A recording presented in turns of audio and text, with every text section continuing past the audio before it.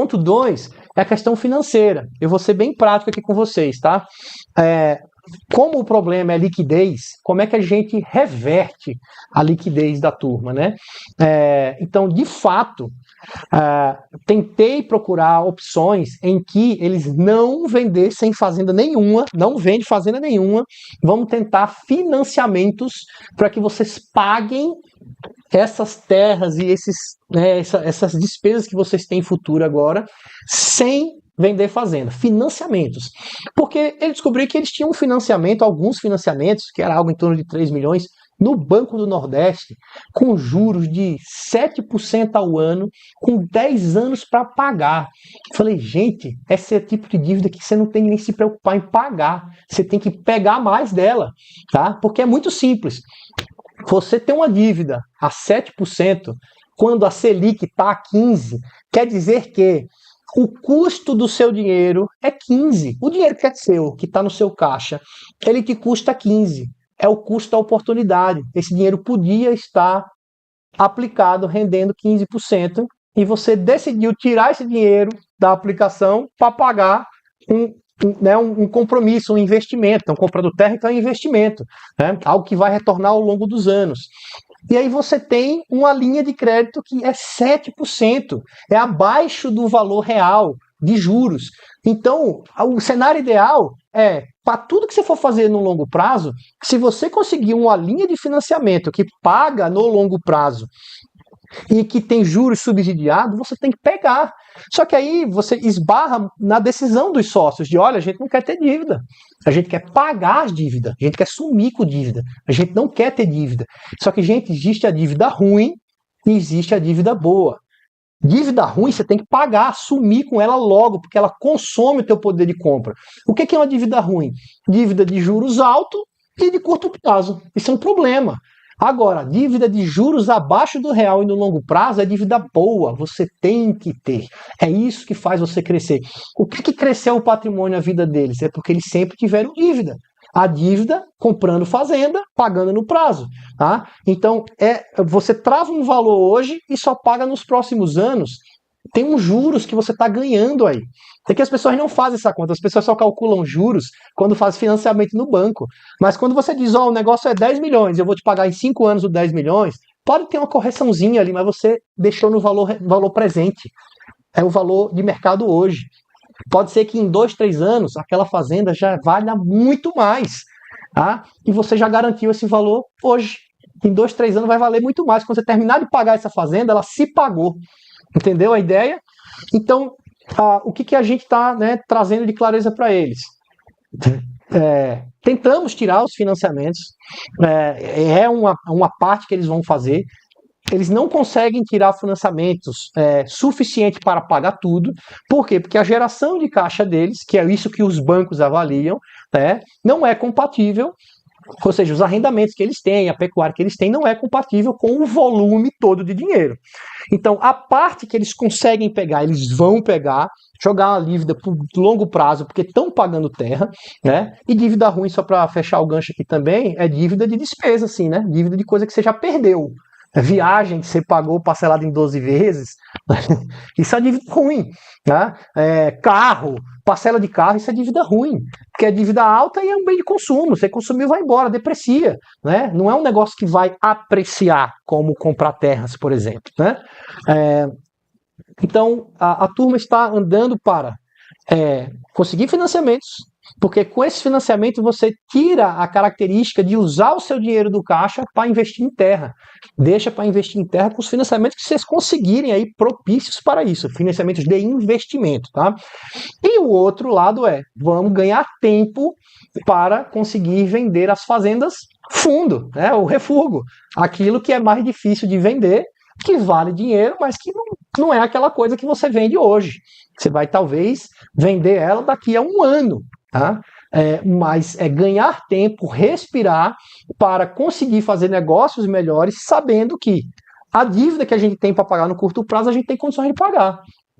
O final do ano que vem já vai entrar no curto prazo, mas até o meio do ano era uma dívida de longo prazo. A gente calcula como curto prazo a dívida de 12 meses. Acima de 12 meses é uma dívida de longo prazo, né? Então a dívida era mais de longo prazo. Agora ela já começa a ser uma dívida de curto prazo, aquela que eles pagam até o fim do ano, as parcelas de fazenda. Então vai se tentar vender as piores fazendas, ganhando tempo para pagar as coisas mais imediatas, com os financiamentos, com a inteligência financeira, a fim de que eles não fiquem totalmente imobilizados. Eles tenham liquidez para pagar o que precisa pagar e paguem e tenham dívidas boas. Sumam com a dívida ruim e fiquem com as dívidas boas. E do outro lado, né, de recomendações para eles, vão vir algo que é o que faz com que no futuro, isso serve para qualquer um de vocês que estiver vendo isso agora, para que no futuro você não passe por isso numa fazenda, se chama criar políticas, tá? A criação de políticas, de ações para fatores não controláveis. É uma pergunta que você se responde assim, ó. Se o dono, né, que no caso pode ser você, então se você é o dono, se eu, tá? Ou se for o seu pai, ou se for a sua mãe, né? Se esta pessoa que toma conta disso tudo hoje vier a faltar amanhã, como é que a gente vai resolver? Tá? Porque a gente vai precisar fazer transferência de imóveis, né? E custa muito dinheiro, e a gente tem o dinheiro para pagar isso. Se a gente tem, tá tudo certo, tá? Tem em caixa esse dinheiro. Se não tem, crie a política do caixa mínimo para fatores não controláveis. E isso é o que muitas famílias nunca fizeram. Por quê? Porque ninguém quer discutir o fator não controlável. O que é o fator não controlável? É alguém morrer, ou uma crise econômica, ou uma crise climática, algo que fala, ó, estamos sem condições, não temos dinheiro. O que a gente faz? Tem que tocar vender terra, com deságio, perdendo dinheiro.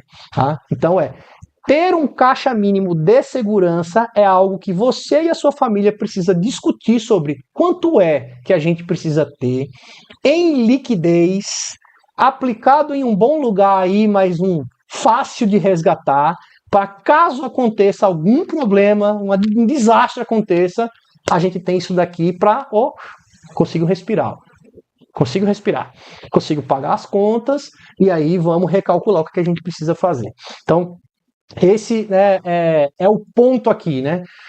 Então, outros pontos que a gente vai trabalhar com eles os combinados entre eles sobre família, né? Então, a gente quer que os agregados participem ou não, a gente topa ter um endividamento ou até que limite de dívida a gente topa ter. Esses são os combinados da família para a gestão. Quem são os líderes, quem manda em quem essa organização, né? Então, indo para a conclusão aqui da história, né, é o seguinte: como é que você não deixa chegar nessa situação fazendo tudo o que eu estou dizendo que é a solução que a gente está dando para eles, tá? Institucionalizar o seu negócio quando está tudo bem. É agora que está tudo bem para você que você tem que organizar a governança, os combinados, o caixa mínimo, o plano para fatores não controláveis quando eles acontecerem. É agora que se organiza isso. Você faz um acordo em época de paz para ser usado em época de guerra, tá? Porque na época de guerra você não vai conseguir resolver nada, você só vai executar. Em época de guerra você não decide nada, você só executa, tá? Reverter o risco financeiro, ou seja, todo fazendeiro que tem o dinheiro todo enterrado, né, todo imobilizado em terras, ele tem um risco de liquidez. Então, como é que você reverte o risco de liquidez? É você tendo políticas de caixa mínimo. Plano B, plano C, plano D, para caso aconteça, você tem caixa para resolver. Terceiro ponto, como é que você faz agora os sócios que não entendem de nada, não entende de pecuária, não entende de estratégia de mercado, de terras, para que eles entendam e agora possam opinar e decidir de maneira qualificada e não no achismo, né? Fazendo um bom diagnóstico do quanto vale o seu negócio, quanto ele dá de receita, quais são as despesas, quais são os investimentos necessários, quais são os financiamentos que a gente tem, qual é o nosso perfil de dívida, o que é dívida boa, o que é dívida ruim, qual dívida a gente tem que eliminar, qual a dívida que a gente tem que fazer, porque é uma dívida boa e vai fazer a gente crescer. Então você reverte esse problema de que eles não entendem. agora eles entendem, agora todo mundo entende, agora eu, meus irmãos, minha mãe, meu pai, a gente entende do negócio e a gente consegue opinar com qualificação. E como é que você alinha a turma toda para querer os mesmos objetivos? A gente, beleza, gente, esse é o rumo que a gente vai, né? Quando você tem um dono, eu sou repetitivo nisso, né? Você toma a decisão e já era.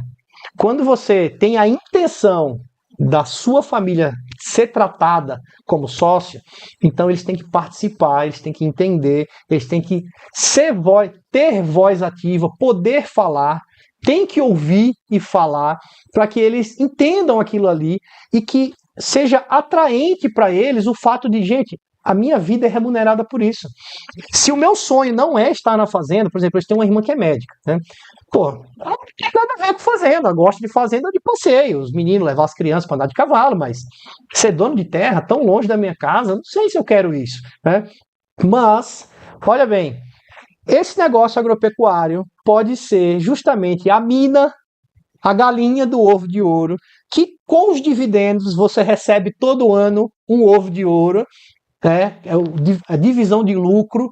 Então você faz a divisão de lucro a partir de uma regra que é criada, a gente ajuda a criar, né? E esse ovo de ouro você usa para investir na sua vocação. Eu tenho exemplo de clientes que o cara é médico e os dividendos deles, que ele pega todo ano, no final do ano, eles fecham a conta e dividem para os sócios, uma parte reinveste na fazenda, outra parte divide para os sócios.